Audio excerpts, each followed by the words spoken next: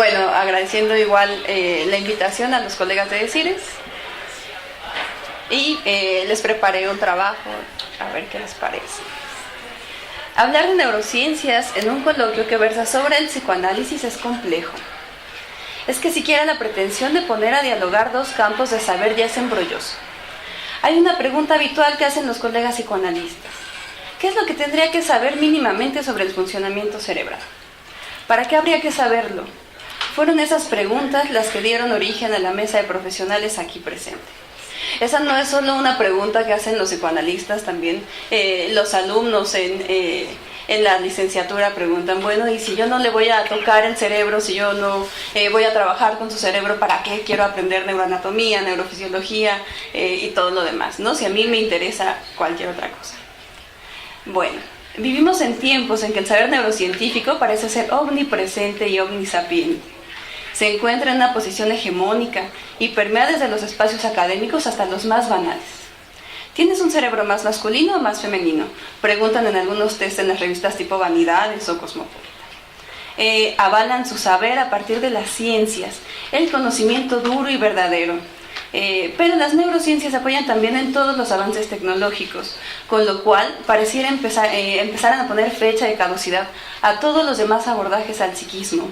Y es solo cosa de tiempo para que sea la perspectiva única y oficial. Al menos para algunos la idea es que las neurociencias se vuelvan el saber y todo dependerá de cuando se encuentren las estructuras asociadas a diferentes conductas, ¿no? Al menos eso está en la pretensión de algunos. No es cosa fácil, ¿no? La presencia de las neurociencias ha generado también sus planteamientos o posiciones con respecto a otras disciplinas. Algunos, por ejemplo, tachan de arcaicos, fantasiosos e incluso mentirosos las psicologías no científicas. El psicoanálisis es uno de los principales blancos de estas críticas. Hay, por ejemplo, diferentes páginas, incluso en Facebook, de compartir literatura en neurociencias, burlando o troleando, como se dice ahora, a todos los saberes analíticos, por mentirosos, porque si Freud desde hace ya más de un siglo, porque sí, lo que sea, ¿no? Entonces, el psicoanálisis es un objeto de burlas constantes. Hay otros más cautos que hablan de que cada terapéutica tiene una finalidad específica para necesidades específicas. Y por último, hay otras posturas más arriesgadas que intentan hacer una mezcolanza de postulados teóricos. Un poco de esto, un poco de aquello, ya sea para comprobar neurocientíficamente la existencia de instancias psíquicas o aproximarse a lo inconsciente mediante estimulaciones electrofisiológicas. Habrá, por ejemplo, quien coloque electrodos a pacientes y los haga asociar libremente y después se aplica una especie de neurofeedback y de ahí cuestiones experimentales muy extrañas, ¿no? Hay una postura particular que se presenta a partir de 1999 con Solms y Thornburn, quienes en una revista introducen el término neuropsicoanálisis como una conexión entre el psicoanálisis en general y las neurociencias. Cito a Solms. Alternativamente podría ser descrito como un intento de insertar al psicoanálisis en las neurociencias como un miembro de las familias de la neurociencia, el que estudia el aparato mental, no el aparato psíquico, el aparato mental, desde un punto de vista subjetivo. Es decir, si nosotros revisamos al menos esta definición de neuropsicoanálisis, pues ya el psicoanálisis se sumaría en las neurociencias, o esa es la apuesta. La conversación que traigo acá tiene la finalidad de no sumarse a ninguna de las posturas anteriores. Tampoco resolver la duda de estos colegas que comentaba al principio. Poner a jugar dos saberes que tienen como objetos de estudios, por un lado la conciencia y otro el inconsciente, parece complejo, pues habrá que respetar siempre las epistemologías de un saber y el otro. Generar puntos de encuentro, vasos comunicantes, tendrá entonces que respetar lo anterior. En este caso, lo que busco es poner al centro un objeto, un concepto, aunque al psicoanálisis no le guste hablar de conceptos, relevante tanto para la práctica psicoanalítica y también para la neuropsicología histórico-cultural, el lenguaje. Y si es posible generar un diálogo entre Freud, Lacan y Luria que puede esclarecernos la relevancia de este término del campo analítico y neuropsicológico, comprendiendo sus abordajes y lugares que dan aquello que puede considerarse la subjetividad. Hago la aclaración que si quisiera yo abordar algo desde las neurociencias, me estoy atendiendo únicamente a los planteamientos de la neuropsicología histórico-cultural, por ser la que a mí me parece que es la que podría generar cierto diálogo o tiene una postura mucho más social, y en eso quizás se podría comunicar con el psicoanálisis. Con el resto de las neurociencias yo mantendría una distancia y no estoy hablando desde ahí.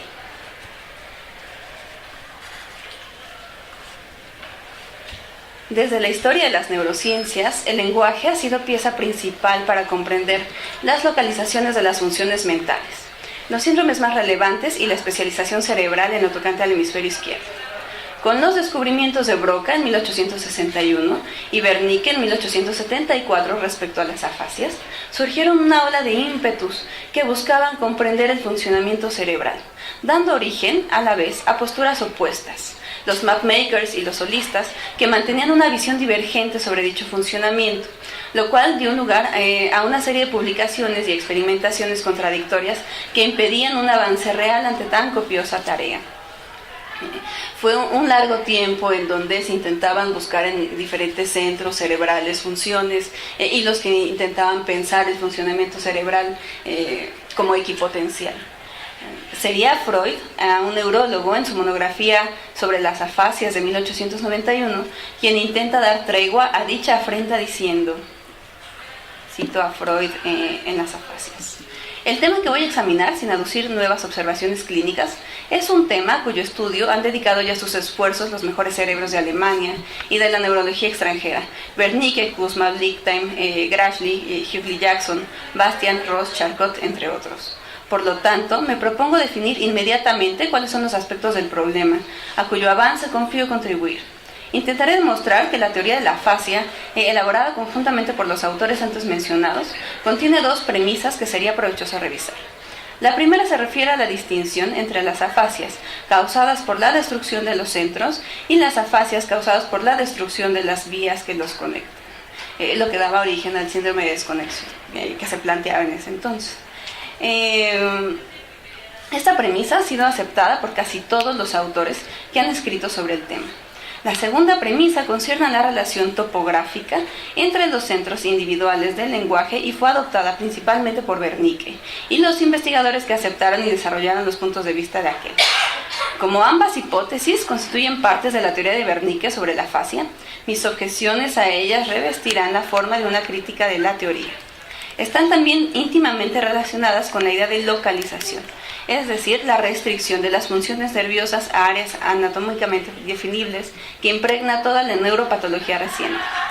Tendré que considerar el significado de este factor para la comprensión de la afasia en general. Después de realizar un estudio concienzudo poniendo a jugar el esquema de Lichtheim sobre la afasia y las diferentes funciones del lenguaje, incluso las parafasias, Freud concluye: después que Wernicke descubrió la relación entre el área que lleva su nombre y la afasia sensorial, tendría que surgir la esperanza de poder comprender plenamente esta variedad a partir de las circunstancias de localización.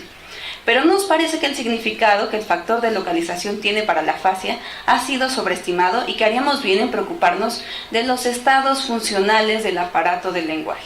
Es decir, lejos de seguir los trabajos estrictamente sobre en dónde encontrar el lenguaje, más bien intentar ubicar cómo es que el lenguaje estaría funcionando. Avanzando en el tiempo, Freud, previo a sus planteamientos estrictamente psicoanalíticos, escribe en la correspondencia con Fliess un texto que sería publicado póstumamente, y a pesar de la objeción del psicoanalista ante dicha publicación, el proyecto de una psicología para neurólogos.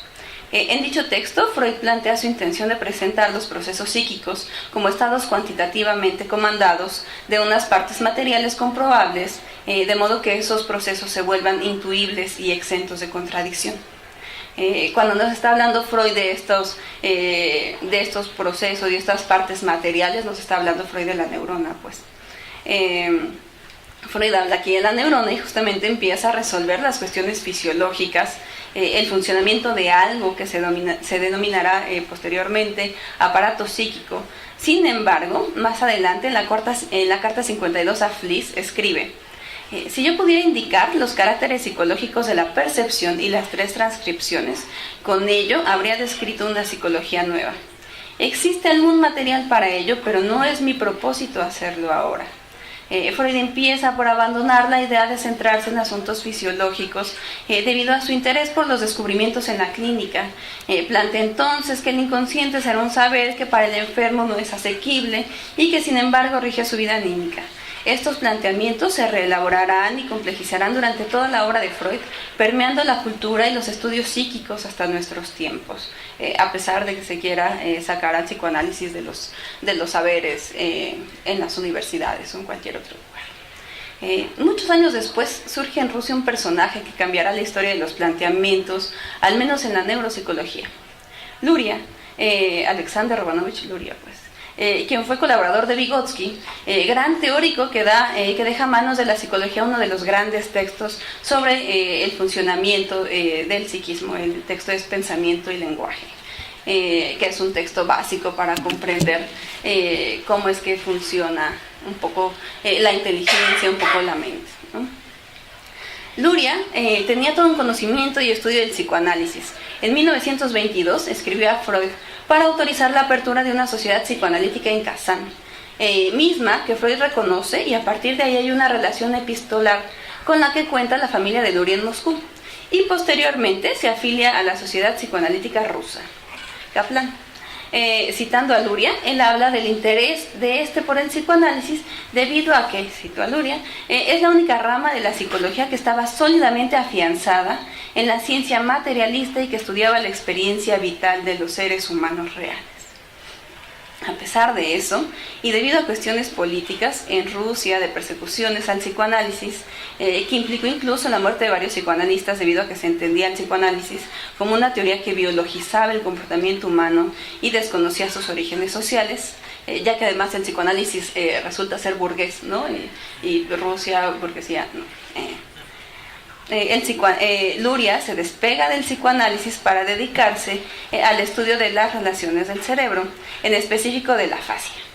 Curiosamente, la afasia, que es lo último que trabaja Freud en el campo neurológico, es lo que introduce a Luria en el campo de los saberes neuro. La afasia nuevamente como un trastorno del lenguaje.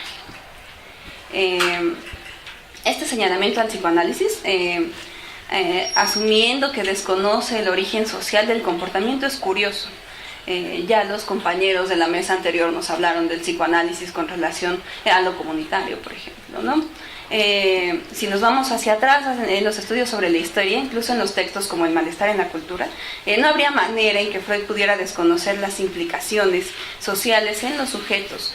No habría podido ni siquiera enunciar la sexualidad como un componente psíquico, ya que hay toda una relación con lo social, con lo vincular para la formación del psiquismo y en específico del síntoma. Incluso si pensamos en la priorización del lenguaje que hace Luria con la regla... Luria, siguiendo a Freud con la regla fundamental del psicoanálisis, es decir, la asociación libre. Aquí valdría la pena entonces poder ubicar el lenguaje como fundante del psiquismo, pero entendiendo que para cada una de las posturas teóricas, ya sea desde el psicoanálisis o desde la neuropsicología histórico-cultural, el lenguaje tiene un lugar diferente. Si por un lado no hay una posibilidad histológica de ubicar el lenguaje, y no me refiero a los centros del lenguaje, sino a las palabras en sí, ¿no? No puedo yo ubicar la palabra perro, gato, café, pues. Hay una relación con el otro como una estructuración del sujeto. Para unos una relación que forma la conciencia, para otros una relación que forma el inconsciente. Y por ahí empezaría uno a diferenciar cuál sería el asunto entre el lugar que se va dando el lenguaje para uno o para otro. Siguiendo un poco los planteamientos de Luria, el lenguaje sería aquello que estructura las posibilidades de las funciones corticales o las funciones psicológicas superiores. Luria, siguiendo a Vygotsky un poco, nos habla de este lenguaje que va a partir primero de lo exterior, es decir, un lenguaje que va acompañado de un otro para después ser un lenguaje interiorizado, y que ese lenguaje interiorizado regule las funciones restantes, pues. Hablando un poquito de lo que nos dice Luria en las funciones corticales superiores, nos dice: el lenguaje juega un papel decisivo en la mediatización de los procesos psíquicos. La palabra designa los objetos y así los separa del mundo. Tiene un significado decisivo para reflejar la realidad en la transición de las sensaciones al pensamiento, y crea nuevos sistemas funcionales, además de crear las relaciones entre los objetos. Gracias a la existencia del lenguaje, el hombre puede invocar el objeto y operar con él aún en su ausencia. Las relaciones sociales van a ser mediatizadas por el lenguaje. Es decir, para Luria, el lenguaje va a ser algo que opere como aquello que puede empezar a generar la relación con el mundo. Esta apuesta es una relación que nosotros podemos sostener desde el psicoanálisis. Sin embargo, si nos vamos un poquito hacia lo que nos plantea Lacan, al menos en el seminario sobre la psicosis, nos dice: hacer del lenguaje un puro y simple instrumento, un modo de hacerse comprender, es eludir completamente lo que está en juego, la realidad de la palabra.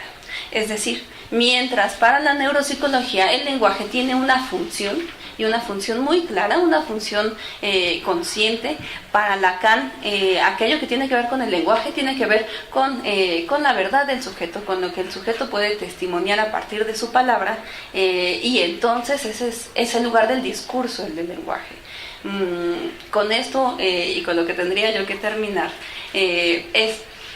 existe cierta relación en las miradas que se hacen del lenguaje, tanto en la neuropsicología histórico-cultural como en el psicoanálisis, si nosotros buscamos ver a qué es a lo que se le está dando relevancia. Es decir, es relevante para ambos campos, pero el para qué o el cómo funciona sí partiría de lugares completamente diferentes. Y bueno, creo que ahí me quedaré por cosas de tiempo. Gracias.